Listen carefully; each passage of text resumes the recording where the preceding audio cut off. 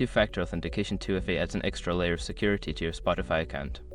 Follow these steps to enable it quickly and easily. Step 1. Open the Spotify app. Launch the Spotify app on your device or visit the Spotify website. Make sure you are logged into your account. Step 2. Go to Account Settings. Navigate to your account settings. You can find this by clicking on your profile picture or username, usually located in the top right corner of the screen. Step 3. Select Security Settings. In the Account Settings menu, look for the Security Settings option. This section will allow you to manage your account security features. Step 4. Enable two-factor authentication. Find the option for two-factor authentication and toggle it on. You may need to verify your identity through your email or phone number. Step 5. Follow the setup instructions. Once enabled, follow the on-screen instructions to complete the setup. This may involve linking an authentication app or receiving a verification code via SMS. Now you have successfully turned on two-factor authentication for your Spotify account.